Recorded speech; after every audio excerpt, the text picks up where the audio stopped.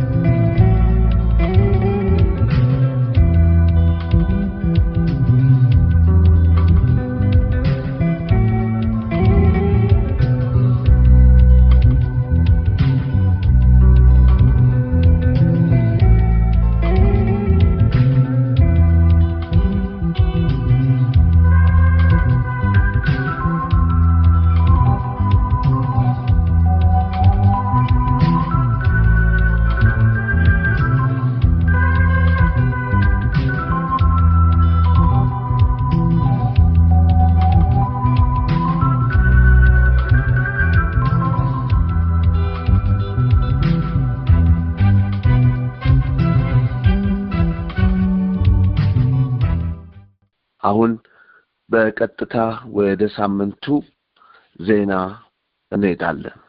በኢትዮጵያ ከዓለም የተደበቀው ጦርነት እያስከተለ ያለው ጥፋትና መዘዝ አስጨናቂ መሆኑ እያነጋገረ ይገኛል።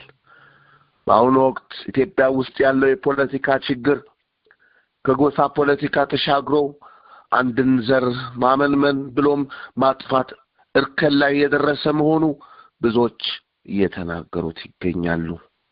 ራሱን ብልጽግና እያለ የሚጠራው ዘረኛና ፋሽስታዊ ቡድን ከዘር ጥቃት ወደ ዘር ማጥፋት አድጎ በየቀኑ የሚባል ደረጃ በድሮንና በከባድ መሳሪያዎች እያካሄደ ያለው ጭፍጨፋ ከጊዜ ወደ ጊዜ እየጨመረ መሆኑ አሳሳቢነቱ ገሃድ እየሆነ መጥቷል። በጎጃም፣ በጎንደር፣ በወሎ፣ በሸዋ እየፈሰሰ የሚገኘው ደም ሆን ተብሎ አማራን ለማጥፋት ታልሞና ተሰልቶ መሆኑ መገንዘብ እንደሚያስፈልግ ብዙዎች ድምጻቸውን እያሰሙ ይገኛሉ። የአማራ ህልውናን ለማስከበር ተጀምሮ እየተካሄደ ያለው የብረት ትግል በወታደራዊ አደረጃጀት በፍልሚያ እቅድና ስልት እየተጠናከረ እየጠራና እየጎለበተ ለመገኘቱ በየዕለቱ አርበኞቹ ፋኖች ከሚሰጡት መረጃዎች መገንዘብ ይቻላል። በሌላ በኩል ያገዛዙ አረመኔ ወታደሮች በንጹሃን ዜጎችና በንብረት ላይ ከፍተኛ ውድመት እያደረሱ መሆኑ ግልጽ ነው። ዘረኛው አገዛዝ ከፋኖ አርበኞች ጋር ለመደራደር ዝግጁ እንደሆነ በተለያዩ ጊዜያት የሚወሻክተው የውጭ ገጽታውን ለማሳመር እንጂ እያፈሰሰ ያለውን ደም ለማቆም ፈልጎ አለመሆኑም በገሃድ የሚታይ ነው። በዚህ ወቅት በአራቱም የአማራ አካባቢዎች በአማካኝ በአገዛዙ ስርዓት አልበኛ ጋጦት ወታደሮች በማን አልበኝነት በሚፈጽሙት ግድያ በርካታ ንጹሃን ህይወታቸውን እያጡ መሆናቸውን አካባቢውን በቅርብ እየተከታተሉ ከሚገኙ ምንጮች የተገኘው መረጃ ያስረዳል። በበርካታ የአማራ አካባቢዎች የጤና ማዕከላት፣ ትምህርት ቤቶች፣ የገበያ ስፍራዎች፣ የመገናኛ ተሽከርካሪዎች ወዘተ ስራ ካቋረጡ በአማካኝ ከ2 ዓመት በላይ መሆኑ ግልጽ ነው። ከዚህ በተጨማሪ ያልተቋረጠው ወጣቶች አፈሳ አሳሳቢነቱ እየጨመረ መጥቷል። ወጣቱ የሚሸሸግበት ጥግ በማጣቱ ወደ ተለያዩ አካባቢዎች ቢሰደድም በየሄደባቸው ቦታዎች ከአፈሳ መትረፍ አልተቻለም።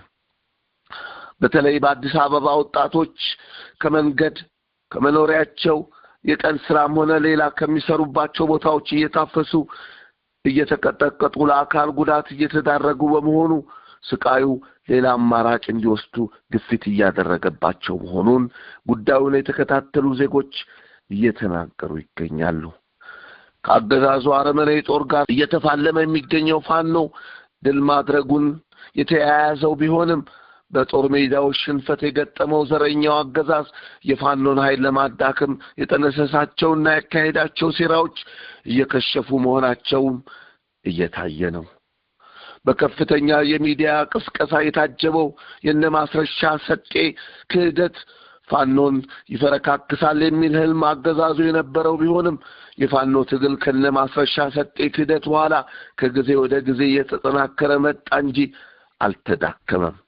ቀደም ብሎም በዘረኛው አገዛዝ ሰርገው እንዲገቡ በተደረጉ ምንደኞች ወታደራዊ ምስጢሮች ለአገዛዙ ተላልፎ የተሰጡ ቢሆንምና ጥቂት የፋኖ አርበኞች ባሻጥር ደማቸውን እንዲፈስ የተደረገ ቢሆንም የፋኖ ኃይል የደረሰበትን ጥቃት ተቋቁሞ ኃይሉን አፈርጥሞ ትግሉን እያካሄደ ይገኛል። የፋኖ አንድነት እንዳይከሰት ካገዛዙም ሆነ ከሌሎች ኃይሎች የተጎነጎኑትን ሴራዎች በመቋቋም የፋኖ ኃይሎች በተወሰነ ደረጃም ቢሆን ወደ አንድነት ሊወሰዱ የሚችሉ የጋራ እንቅስቃሴዎችን የተደረጉ መሆናቸው ወደፊት ለሚሆነው የፋኖ አንድነት ተስፋ ሰጪ እርምጃ ነው እየተባለ ነው። በጋምቤላ የተካሄደው የንጹሃን ግድያ በአጭር ሊቀጭ ያልቻለው የአገዛዙ ቸልተኝነት ስላለበት ነው ተባለ። ሰሞኑን በጋምቤላ በተፈጠረ ግጭት ከመቶ በላይ የሚሆኑ ንጹሃን ዜጎች መገደላቸው ታውቋል። ግድያው የተጀመረው የጋምቤላ ከተማ የፖሊስ አዛዥ በሌላ የፖሊስ አባል በድንገት በመገደሉ ሲሆን ይህም በጋምቤላ ከተማና እንዲሁም በተለያዩ ወረዳዎች የእርስ በርስ ግጭት ቀስቅሶ በጥቂት ቀናት ውስጥ በመቶ የሚቆጠሩ ዜጎች በግጭቱ ሕይወታቸውን ሊያጡ ችለዋል።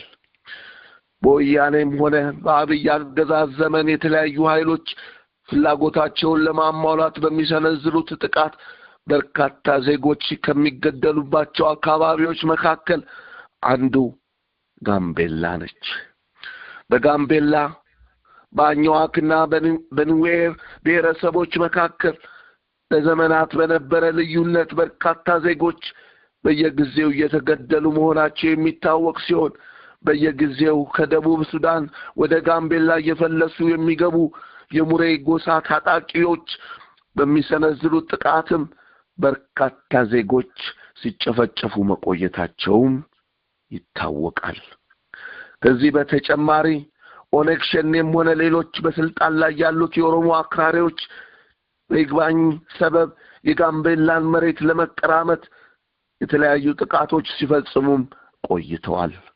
ባለፉት 2 ሳምንት በጋምቤላ ለበርካታ ዜጎች ሕይወት መጥፋት፣ ለአካል ጉዳት እንዲሁም ለንብረት ውድመት ምክንያት የሆነው ጥቃት በየትኛውም ክፍል እንደተደረገ ማረጋገጥ ባይቻልም በአገዛዙ በኩል ጸጥታውን ለማስከበር ቸልተኝነት መኖሩ ግልጽ ነው።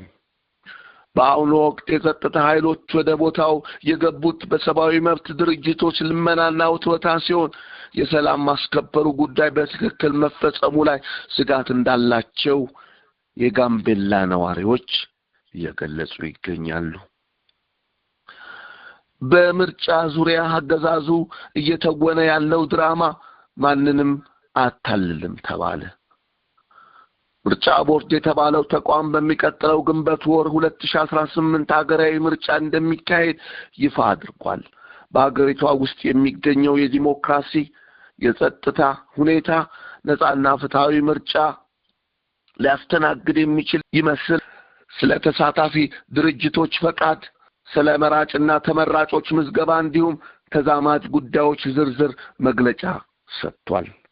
ፈላጭ ቆራጭ አገዛዞች የሚያካሂዱት የስሙላ ምርጫ አምባገነኖች ራሳቸውን ዲሞክራሲያዊ ለማሰኘት የሚጠቀሙበት ጭምብል መሆኑን ከራሳችንም ሆነ ከሌሎች ሀገሮች ተሞክሮች ያየነው ሀቅ ነው። አገዛዙን በመተቸታቸው ብቻ ዜጎች ታፍነው ወደ እስር ቤት በሚወረወሩበትና ፍርዳቸው ለዓመታት በስቃይና በመከራ በሚማቀቁባት ሁኔታ በአብዛኛው የሀገሪቷ ክፍሎች በተለይም በአማራውና በኦሮሚያ አካባቢዎች በትግል በተደገፉ የተቃውሞ እንቅስቃሴዎች እየተካሄዱ በሚገኙበት ሁኔታ እንዲሁም በአንዳንድ አካባቢዎች ሰላማዊ ሰዎች በዘርና በእምነት ጥላቻ በጅምላ በሚታፈኑባትና በሚገደሉበት ሁኔታ ነፃና ፍትሃዊ ምርጫ በምንም አይነት መንገድ ሊካሄድ እንደማይችል አስረግጦ መናገር ይቻላል። አገዛዙ ይህ የይስሙላ ምርጫ እንዲካሄድ በሙሉ ኃይሉ እየገፋ የሚገኘው በሕዝብ ፍላጎትና ድምጽ ተመርጫለሁ፣ ዕውቅና አግኝቻለሁ፣ ሕጋዊ ነኝ የሚሉትን ሐሳቦች በማሰራጨት በአንዳንድ የዋሃን ዜጎችም ሆነ በዓለም አቀፍ ደረጃ ተቀባይነት ለማግኘት ነው። ይህ ግን የተበላ ቁማር ስለሆነ ማንንም ሊያሞኝ አይችልም።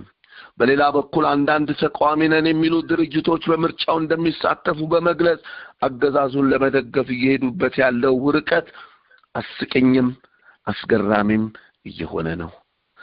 ከነዚህ ውስጥ አንዳንዶቹ በአሁኑ ወቅት የጦርነት ቀጠና በሆነው በአማራው አካባቢ ሆነ እንዲሁም ከፍተኛ ችግር ባለበትና ስርዓት አልበኝነት በነገሰበት በትግራይ ውስጥ እጩዎችን አስመዝግበን በምርጫው እንሳተፋለን የሚል መግለጫ ማውጣታቸው ብዙዎችን አስገርሟል፣ አስቆጥቷልም።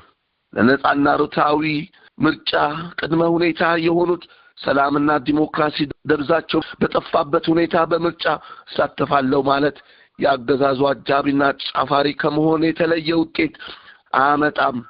በእርግጥም ነጻና ፍትሃዊ ምርጫ ለማካሄድ የሚቻለው በቅድሚያ ሰላም ሲሰፍን፣ ዲሞክራሲያዊ መብቶች ሲከበሩ፣ የሕግ የበላይነቱን ሲሆንና እንዲሁም ነጻና ገለልተኛ ተቋሞች የተሟሉ ህልውና ኖሯቸው ተጠናክረው ሲንቀሳቀሱ ብቻ ነው። ይህ እውን ባልሆነበት ሁኔታ የሚካሄደው ምርጫ የይስሙላ ከመሆን አይዘልም።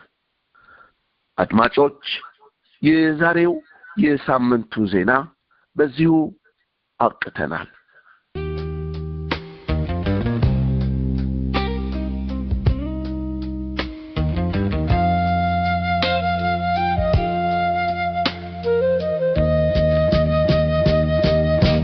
ብቸኛዋ ልዩ ሀገር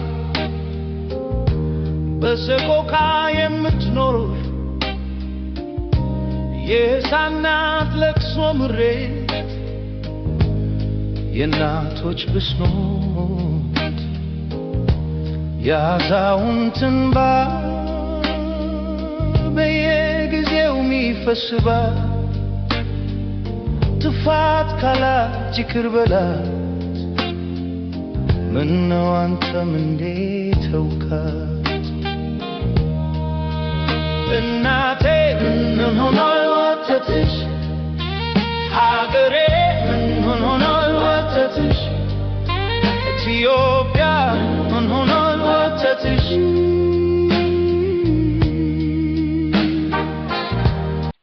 ክቡራን አድማጮች፣ እኛም ያዘጋጀነውን ፕሮግራም በዚሁ አብቅተናል። በሚቀጥለው ሳምንት በሌላ የአገር ቤት ዜና እስክንገናኝ እናንተን አድማጮች በያላችሁበት መልካሙን ሁሉ እየተመኘንላችሁ እንሰናበታለን።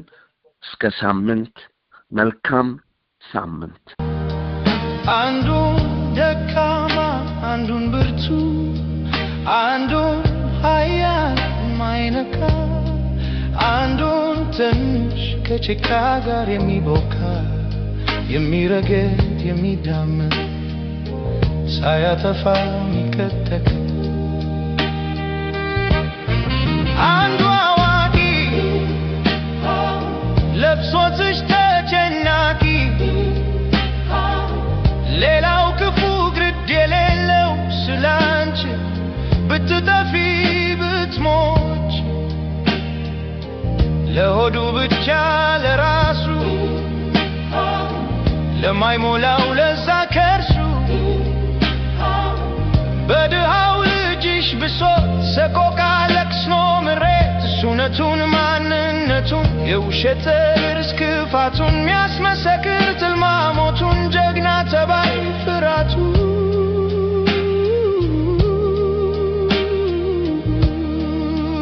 እናቴ ምን ሆኗል ወተትሽ? ሀገሬ ምን ሆኗል ወተትሽ? ኢትዮጵያ ምን ሆኗል ወተትሽ? እማማ ተናገሪ፣ ከጡትሽ ውስጥ የሚፈሰው የትኛው ነው? ከደምና ከወተት ልጅሽ ጠጥቶ ያደገበት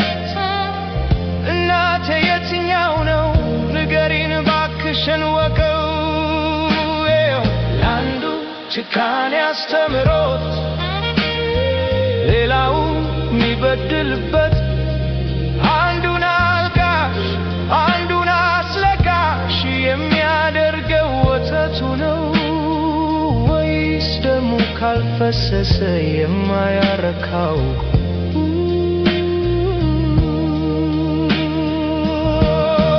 ለዘላለም እንዴት ተብሎ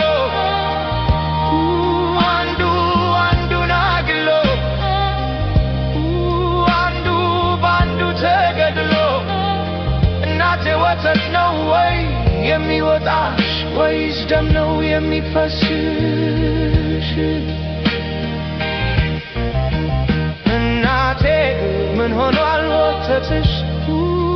ሀገሬ ምን ሆኗል ወተትሽ? ኢትዮጵያ ምን ሆኗል ወተትሽ? እንዲሰማ ጸሎትሽ አልቅሽ ባክሽ የለም ብስራትሽ ከሰማይ ነው ምህረትሽ ነገ ማለይ ታየኛል አያቆምም ደም ይፈሳል አሸናፊም ተሸናፊ ጭራሽ የለም አዙሪት ነው ከቶ አይለቅም ጣጣሽ ብዙ አስጨናቂ ነው የማይቀር እስክታልቂ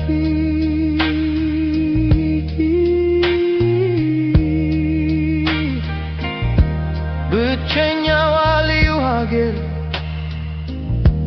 በሰቆቃ የምትኖር የእህታናት ለቅሶ መሬት የእናቶች ብሶት የአዛውንት እንባ